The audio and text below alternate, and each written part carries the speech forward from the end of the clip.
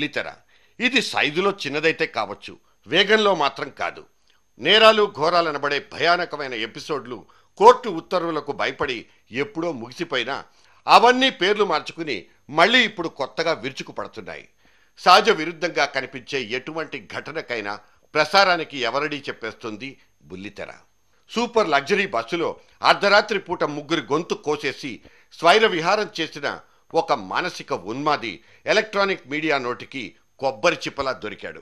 ఇడిగో దొరికేశాడంటూ scene alias Vasu అనే ఈ సైకోగాడిని ముసుగేసి media ముందుకు తెచ్చిన ఒక పోలీస్ ఆఫీసర్ వాడు పాల్పడ్డ నేరాన్ని సినిమా కథలా మార్చి కళ్లకు కట్టినట్లు వివరించడం, దాన్ని టీవీలన్నీ పోటీలు పడి మరీ ప్రత్యక్ష ప్రచారం చేసి పుణ్యం కట్టుకోవడం అన్నీ లైవ్లీగా జరిగిపోయాయి. మాకొక 16th జూలైని ఒక మెసేజ్ తడా ఎస్ఐ గారికి రావడం జరిగింది. ఆ మెసేజ్లో టైం కోసం నేను వెయిట్ చేస్తాను, సంచలన కేసు అంటే ఏమిటో నేను చూపిస్తాను, ఇంకా చాలా టైం ఉంది, ఇప్పుడే అయిపోలేదు, రివెంజ్ తీసుకుంటా, ఎట్టి పరిస్థితుల్లో వదిలిపెట్టను, వెయిట్ అండ్ సీ అనేసి ఒక మెసేజ్ ఒకటి జూన్ 16వ తేదీని రాత్రి 10:40 ఈ తడా ఎస్ఐ గారికి ఈ మెసేజ్ రావడం జరిగింది. ఫార్మసిస్టు ఉద్యోగం చేసుకునే ఒక మామూలు కుర్రకుంక ముగ్గురు అమాయకుల ప్రాణాల్ని తీసే ఉన్మాదిగా ఎలా మారాడు? అందుకు వాడెంచుకున్న మార్గం ఏంటి? వాడు కత్తెక్కడ కొన్నాడు? బస్సు ఎక్కడెక్కాడు? గొంతులు ఎలా కోచి పారేశాడు? చూడండి బ్రేక్ తర్వాత అంటూ డీటెయిల్డ్ రిపోర్ట్ను ప్రేక్షక మహాశైలకు ఫార్వర్డ్ చేయడం ఇంకో రకమైన ఉన్మాదం కాదా? ఉన్మాదుల్ని తయారు చేసే ప్రయోగం కాదా?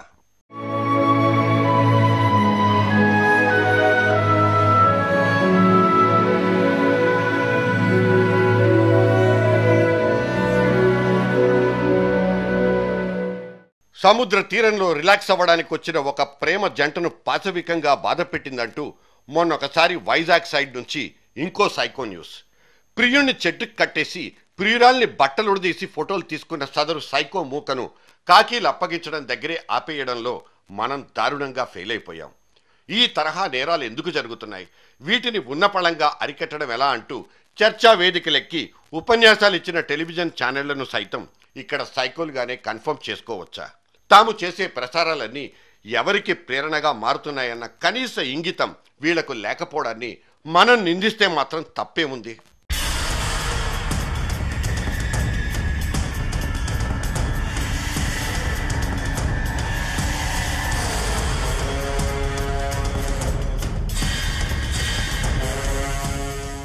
ఇలా కరాళ నాట్యం చేస్తూ వ్యక్తిగత జీవితాల్లోకి జొరపడే మీడియాకు దూరం పాటించడానికి జనం మొగ్గు చూపుతున్నారన్నది ఇంకో చేదు నిజం. ఇన్ఫోసిస్ క్యాంపస్లో శవమై తేలిపోయిన నీలిమ అనే అభాగ్యురాలి కుటుంబీకులు ఇలాగే మీడియాకో దండం పెట్టేసినట్లు వార్తలొచ్చాయి. పోయిన మా నీలిమ ఎలాగో బతికిరాదు, ఉన్న పరువును కూడా ఎందుకు పోగొట్టుకోవడం? అందుకే దర్యాప్తును ఆపేసేయండి మహాప్రభో అంటూ కాకీలకు కెమెరాలకు దూరం జరిగింది నీలిమ కుటుంబం. ఇవాల్టి మీడియా విశృంఖలత్వానికి ఇది చెంపపెట్టు కాదా?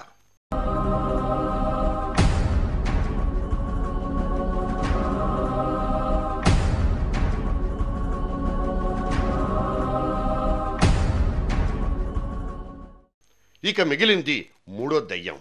దీని పేరే ఇంటర్నెట్. ఇక్కడ మౌస్ క్లిక్కులే ట్రిగ్గర్లు అవుతాయి. బ్రౌజర్స్ ఆన్ అయిపోగానే వీళ్ల వేళ్లన్నీ ఎటువైపు కదులుతాయన్న లెక్కలు ఇక్కడ స్పష్టంగా కనిపిస్తాయి. 12 ఏళ్లైనా నిండని 6వ తరగతి కుర్రాడికి కూడా ఇప్పుడు ఇంట్లోనే ఇంటర్నెట్. మరి వేళ్లు తిమ్మిరెక్కకుండా ఎందుకుంటాయి? అడల్ట్స్ ఓన్లీ వెబ్సైట్లు మాత్రం వీళ్లకు అంటరాని ఎందుకవుతాయి? ఫేస్బుక్ లోపలున్న బయటకొచ్చిన ఒకటే వెర్రి, సెక్స్ అండ్ క్రైమ్. సెర్చ్ ఇంజన్లను చకచకా పరుగు పెట్టించే కుర్రకారు ఇప్పుడు నాన్ స్టాప్గా వెతుకుతున్న one and only entertainment sex and crime. ఎటో వెళ్ళిపోతున్న మనసు, ఆగనంటున్న వయస్సు వీళ్లను ఈ పతనావస్థకు దగ్గర చేస్తోందా? తమ వయస్సుకు కావలసిన, తమ మనసుకి అత్యవసరమైన మత్తు పదార్థం అంత ఈజీగా ఆన్లైన్లో దొరికేస్తున్నప్పుడు ఈ టీనేజ్ గుంపుకు ఇంకో మార్గదర్శితో పనేంటి?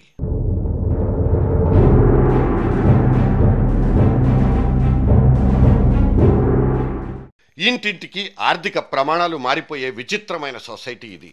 చదువుతోంది ఒకటే క్లాస్ రూమ్లో అయినా వీళ్ళందరి కుటుంబ నేపథ్యాలు ఒకేలా ఉండవు. అడక్క ముందే BMW కొనిచ్చే ముదురు నాన్నలు ఉంటారు. పచ్చళ్ళు అమ్ముకొని బతికే మధ్యతరగతి నాన్నలు ఉంటారు.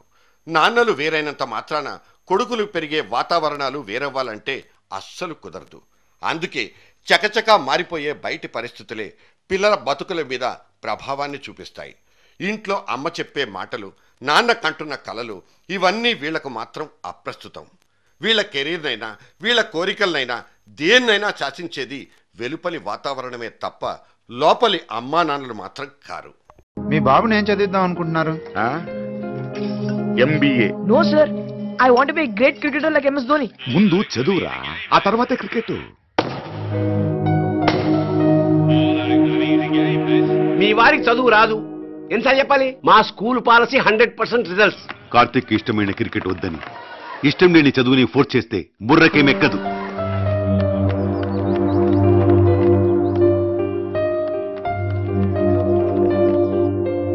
నైన్త్ క్లాస్ చదువుతున్నాం, టేబుల్స్ కూడా రావు. అసలు నీకేం తెలుసు? నాకు మ్యాథ్స్ రాదు నాన్న, క్రికెటే వచ్చు. పార్టీలకు, పబ్బులకు, ర్యాష్ డ్రైవ్లకు, రేవ్ పార్టీలకు వేటికి నాన్న నుంచి పర్మిషన్లు ఉండవు. రింగ్ రోడ్ల మీద రేసు గుర్రాల్లా పరిగెత్తి రోడ్ల పక్కన మృతదేహాల్లా మారిన ఈ అర్ధాయుష్కులకు నాన్నల నుంచి పర్మిట్లు లేవు.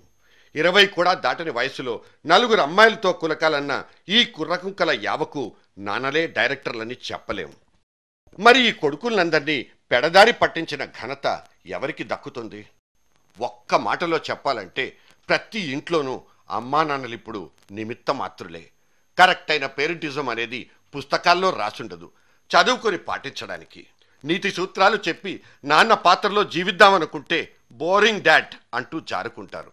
నాన్న ఓ మంచి స్నేహితుడు అంటూ పక్కనే కూర్చుని లాలిద్దామనుకున్నా ఆ ఛాన్సూ లేదు. బౌండరీ బయట తన కోసం వెయిట్ చేసే స్నేహితులంటేనే వీడికి ముద్దు.